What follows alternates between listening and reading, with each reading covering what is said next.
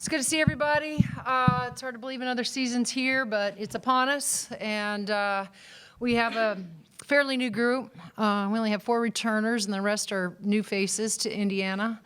It's been exciting summer for us, and we've gotten off to a fairly decent start from an official practice standpoint. Just trying to play a lot of kids, play probably more than we have played in the past as far as getting up and down the floor against our squad, our black squad, which is our men's squad. Some of the pieces that we've had, Nevaeh Caffey is one that kind of jumps off the paper for me, who's played extremely well for our freshmen. I think her athleticism, the way she defends, is going to be special for us. Phoenix has been a young lady that has showed great promise for us as well. Maya Meskalewski has shot the ball. We needed to shoot it more consistently. But our leadership will come from Shea Chesky and probably Lene Beaumont, even though Lene didn't play a lot last year or play at all last year. But as far as her experience in being sort of an old head in our system and in our program, we'll lean on those two throughout the season for great leadership. But we're excited, for the season to start, and it's going to be less than 3 weeks before we have our first closed scrimmage and then exhibition game, and then here we are in the season. So we're excited.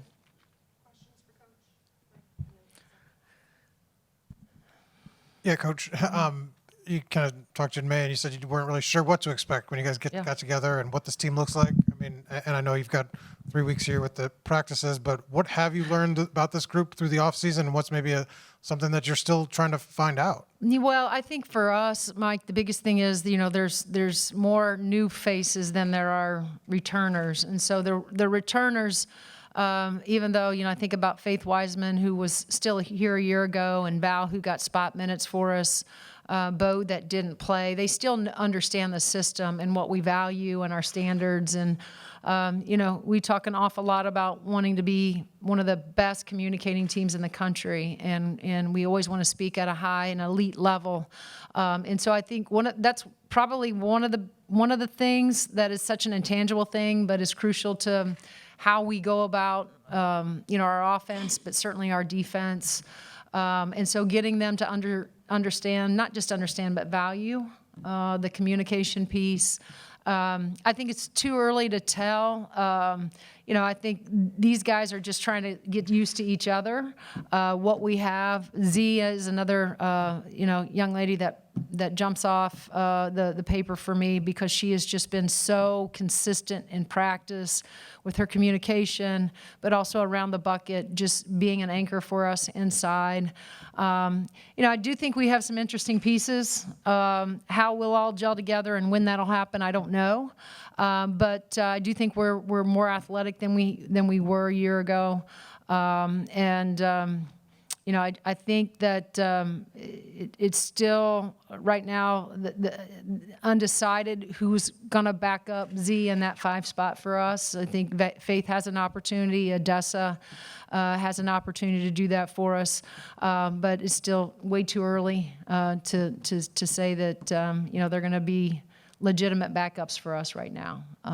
Z is is above everybody in terms of what she's been able to do in the summer and here as of late in preseason. Teri, kind of a layered question here, but bear with me. In 2022, you guys, after Allie and her classmates graduated, you underwent a good amount of roster turnover then and made some, whether intentional or not, some stylistic changes to the type of basketball you guys played on the court. Right. Did you kind of view this offseason similarly, a chance to kind of hit a reset button on some things with your program? And I guess, if so, what was the timeline of all of that coming together, and do you feel like you accomplished what you wanted to? Oh, wow. It's a loaded question, but a good one. I was pretty clear on what I thought needed to happen after our loss to South Carolina in terms of wanting to get more size and wanting to become more athletic. I didn't anticipate the exit, of some of those pieces for one reason or the other. And so I do think that, I don't know that reset, but we did have to put together a roster and go into the portal and figure out the pieces where it could help us become more athletic, for sure. And we wanted it to make sense, systematically still for us in terms of how we wanted to play, how we wanted to guard. The things that were and have always been important to us are the things that are always going to be important to us. We didn't change that stylistically. Do I think we did get more athletic? Yeah. But I think and again, it's early, but what we've given up in athleticism a little bit is our ability to shoot it. And so, yes, we got more athletic, but I think the jury's still out on, can we be as efficient as we've been accustomed to being outside the arc. Thanks, Coach, for being here. With that roster stocked with some height, are you looking to veer away from the 4-guard set that you've depended on in recent years? Can we expect to see some dual bigs? That's the part of the question. And then the other is the Coach Moren standards that we've gotten to know through the years, holding to 60 points, limit turnovers to under a dozen, 18 team assists. Are those the same ideals for this year's team, or has anything changed? To answer your first question, not looking to play double big. Not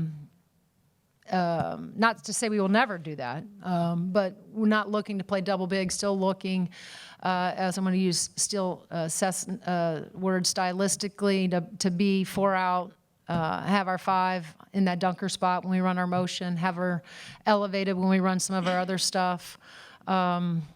But that hasn't changed, from a year ago, and probably will never go away from that, because that's worked for us. As far as game goals, again, with a new roster, but still, we'll go in with the same mindset defensively of wanting to hold them, and again, we haven't done that as a staff yet. Usually we meet, we look at the stats from a year ago, especially compare the Big Ten, and then kind of decide, okay, what are our defensive goals? And then we have offensive goals as well as that. But going back to the one category that will always stay the same to keep those turnovers low, will always be under 12 for all of our teams moving forward. But to say that some of them may change, may not change, but then. The one thing that I always try to do is, even though we have that number going into the season, I sometimes can manipulate or change that number going into halftime, depending on how we're guarding, just to get them to refocus on, okay, now we've kept them here, in 2 quarters. Now can we go out in the third and even be better, right? And in the fourth, even be better, right? And keeping them under a certain number. Yeah, Coach, a recruiting question for you. I know you can't talk names of unsigned players. I get that. Mm-hmm. But from a philosophical standpoint, what are some key attributes that you really want to add to your program this cycle and the next maybe 2 or 3 cycles? Well, I think the first thing that we're always going to first couple things that come to mind that we'll always try to add is, are they high character, and then are they a winner, and then right behind that would be, are they a good teammate? We've built this thing on players that are unselfish. We've built this thing on teams on players that value both sides of the ball. Certainly we want to get out, we want to score with the best of them, but we have always hung our hats on the defensive side of the ball. We look for athleticism. We certainly look for skill. We look for high IQ. Those things will always, be what we look for in the recruiting process. But I do think as we move forward, we're excited about our 26 class that we've put together. As we look ahead to the 27 and 28, we're always looking to add, more athleticism, but again, a combination of athleticism plus skill plus versatility, which you can move your pieces around. And again, I think intentionality, meaning and again, it's everybody's prerogative to recruit who they want to recruit. We just feel like there's intention behind how we build our roster. Some people want to go out and just get the best kids that have the lowest number by their names. We don't do that. We go out and we recruit the kids that we feel fit us and what we're about and what our culture is about, versus going out and just they're the number 5 team, not kid in the country. Not that we won't recruit that kid, but there are certain things that kid has to have and exhibit when we're recruiting them and when we're evaluating them. That's the only way it works for us.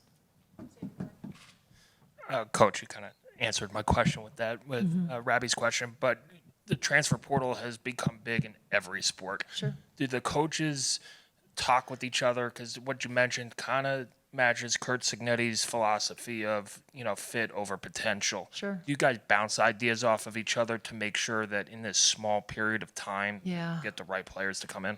Yeah, I don't know if it's that. I just think philosophically this is what we've done since we've been here, just always trying to make sure that the kids that come inside of our program have to be about the team. And we've always said that. We haven't gone away from that. We've said no thank you to some of those players that might have a low mark or low number by their name just because we didn't feel like they were the right fit for us. But we don't have to do that very often because I do think that we as a staff do such a great job of figuring that out from the jump, right? The kids that we're going to recruit are going to fit us before we're going to invite them to campus. They're going to fit us before we're going to have an official visit with them, before we're going to go have a home visit. They're going to have to fit us before any of that happens. I think one of the things we've bounced ideas off of as coaches around here is probably how to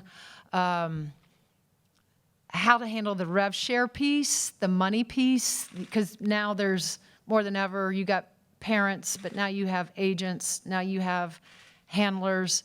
There's more people that are around these young people that are involved in the recruiting piece of it. And so it's trying to figure out who's in their circle, who's helping them with the decisions, but also, okay, well, who's going to help them with the money piece? Is the money piece really realistic? Is it legitimate? Is it just a number that, is for real? And so I think what we've done with football, I know we have, is really just tried to pick their brains on how they go about the rev share. And we all know this. Positionally, there's going to be positions that are going to be more expensive, right? And it's in football, and it's certainly in basketball as well, right? And I think you guys can figure out those positions that are going to cost more money versus the positions that are going to be in the medium of that, and what perhaps a kid might go for that might not be as much, right? And so we've learned an awful lot. I don't think there's any exact science to it, but if there's anything that we've tried to pick the brain of Signetti and his staff is, okay, how do you determine the money amount for these players and be able to work within the confines? Money's different. The money that they're dealing with is a little bit different than ours, but still you're trying to make sure you're not overspending because you do have roster spots to fill.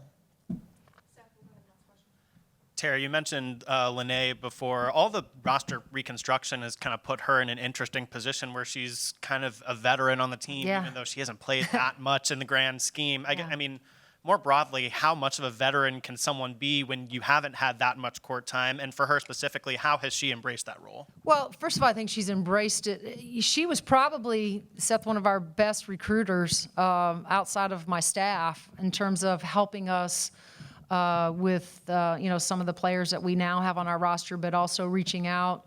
How these kids are always DMing each other and somehow communicating with each other. She was willing to communicate with anybody to try to find and help us find her teammates. And so, you know, she is invested in this program. One of the things about Bo is that, you know, Bo is passionate. She loves this place. She loves this game. And so she's been in, maybe she's not been out there, but she's been in on all of our meetings. She's been in, you know, religiously working out. Whatever she could do last year, she was doing. Whether that was ball handling with Allie Patberg, whether that was passing with Allie Patberg, whether that was just form shooting with Allie Patberg. I mean, the kid was finding, even though she was restricted by, you know, for a long time with her knee, she was still finding ways to get better. And so, you know, she's been around us to know, again, going back to the things that we value. And so that has given her an opportunity to, you know, with her leadership abilities inside of that locker room. You know, we always talk about protecting the locker room. A year ago, our locker room was not in a very good shape, was not in good shape.